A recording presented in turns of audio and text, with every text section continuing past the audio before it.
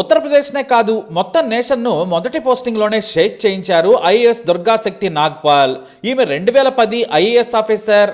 అయితే ఆయా జిల్లాల్లో ట్రైనింగ్ ఆఫీసర్గానే పూర్తి పవర్ లేకుండా పనిచేశారు ఆమె. సరిగ్గా మొదటి పోస్టింగ్ యూపీలోని గౌతమ్ బుద్ధ నగర్ సబ్ డివిజనల్ మెజిస్ట్రేట్గా పోస్టింగ్ వచ్చింది. అయితే ఆమె పాలన మీద పట్టు సాగించేందుకు కఠినమైన నిర్ణయాలు తీసుకోవడం మొదలుపెట్టారు. అప్పటికే దుర్గాశక్తి పేరులోనే కాదు తన పోస్టింగ్ పవర్లో కూడా ఉందని నిరూపించారు ఆమె. నిజాయితీకి ఆగ్ మార్క్ లాంటి వారు దుర్గాశక్తి. పని మాత్రమే చేయాలి, నిజాయితీగా అందరూ ఉండాలని గజగజ వణికించేవారు. అయితే తన కింద ఉన్న ప్రభుత్వ ఉద్యోగులు మాత్రమే కాదు యావత్ రాజకీయ నాయకులు కూడా జనం సొమ్ము తేరగా తింటే ఊరుకునేవారు కాదామె.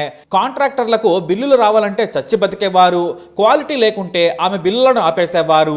క్వాలిటీ చెక్ ఇంజనీర్లు సర్టిఫై చేశాకే ఆమె బిల్లులు ఇచ్చేవారు. అంతేకాదు నాణ్యతలో కూడా తేడా వస్తే కింది స్థాయి అధికారులను బాధ్యులను చేసి గజగజ వణికించేవారు దుర్గాశక్తి. అయితే సరిగ్గా తనకు పోస్టింగ్ వచ్చి 10 నెలలు అవుతోంది. స్థానిక నాయకులు దుర్గాశక్తిని బదిలీ చేయాలని మంత్రులకు ఫోన్ల మీద ఫోన్లు చేస్తూ ఉన్నారు, ఒత్తిడి పెంచేస్తున్నారు. కానీ ప్రభుత్వం ఏమీ చేయలేదు. ఎందుకంటే తప్పులు చేయకుండా ఎక్కడికి బదిలీ చేయలేరు. ఎక్కడ కాకపోతే మరో చోటైనా ఆమెకు బాధ్యతలు ఇవ్వాల్సిందే. ఇక అప్పటి యువకుడైన సమాజ్వాదీ పార్టీ నేత అఖిలేష్ యాదవ్ జోష్ లో సీఎం పదవిని చేస్తూ ఉన్నారు. రాష్ట్రాన్ని అభివృద్ధి పదంలో నడిపిస్తానని హంగామా చేస్తున్నారు.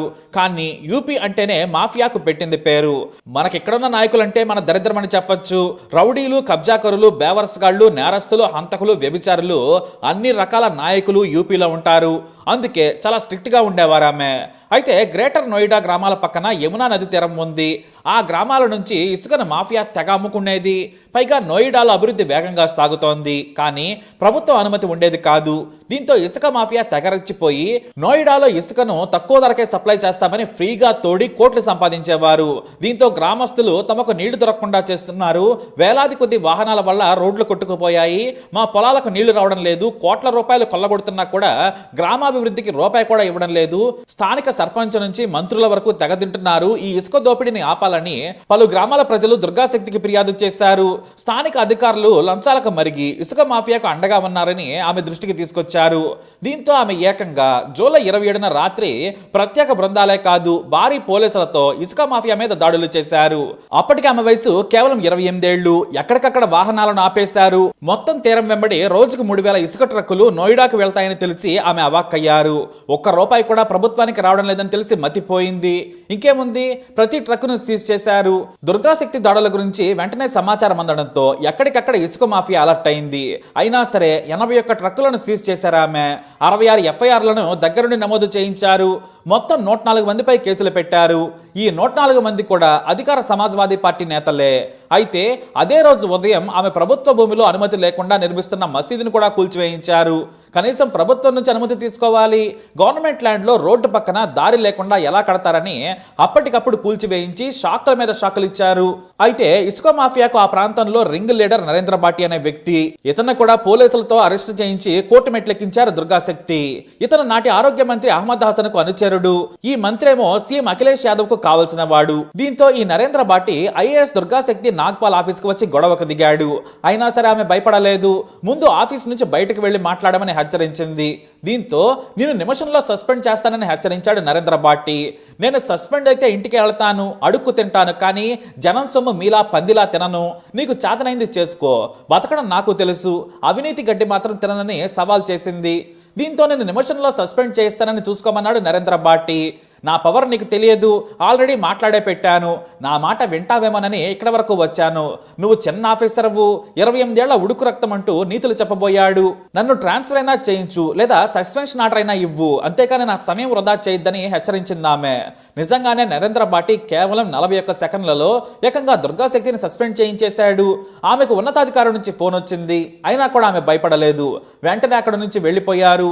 తాము తలుచుకుంటే ఎవరినైనా బదిలీ చేస్తామని పండగ చేసుకున్నారు ఎస్పీ నేతలు, కార్యకర్తలు.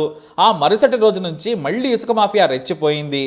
అయితే ఈ వార్త మీడియాలో సెన్సేషన్ క్రియేట్ చేసింది.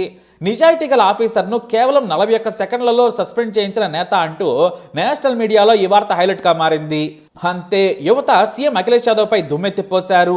మీకు అవినీతి బోకులే కావాలి, పనిచేసేవారు మాత్రం వద్దని ఆగ్రహం వ్యక్తం చేశారు.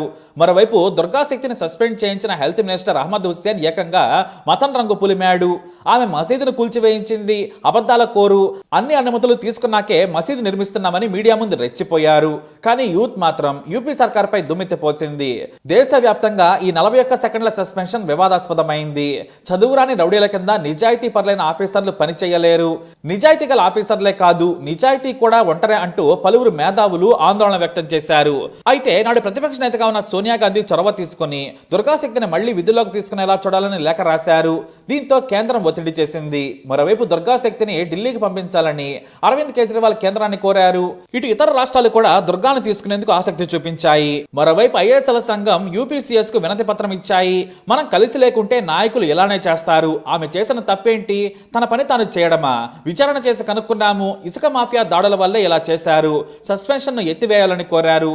మరోవైపు కేంద్రం నుంచి కూడా ఇలాంటి చౌకబారు నిర్ణయాలను మంత్రులు తీసుకోకుండా సీఎం చొరవ తీసుకోవాలని వార్నింగ్ ఇచ్చాయి. అయినా కూడా యూపీ సర్కారు తగ్గలేదు. ఆమె భర్త ఐఏఎస్ ఆఫీసర్ అభిషేక్ సింగ్ ను కూడా సస్పెండ్ చేసింది సర్కారు.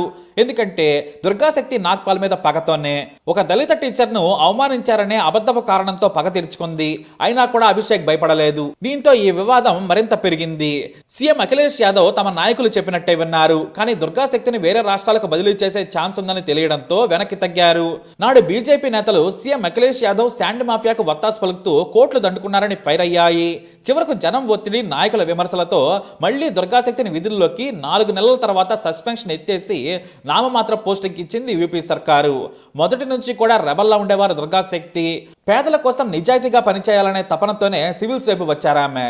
ఆగ్రాలో పుట్టిన ఆమె తండ్రికి ఢిల్లీ బదిలీ కావడంతో అక్కడే చదువుకున్నారు.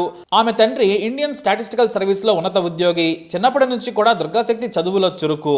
లోరెటో కాన్వెంట్ లో చదువుకున్నారు. +2 మాత్రం చండీగఢ్ లో చేశారు. క్లాస్ టాపర్ గా నిలిచారామె. ఇందిరాగాంధీ ఢిల్లీ టెక్నికల్ యూనివర్సిటీలో ఇంజనీరింగ్ చదివిన తర్వాత సివిల్స్ వైపు వచ్చారామె. క్యాంపస్ ఇంటర్వ్యూలో ప్లేస్మెంట్ జాబ్ వచ్చినా వదులుకున్నారు.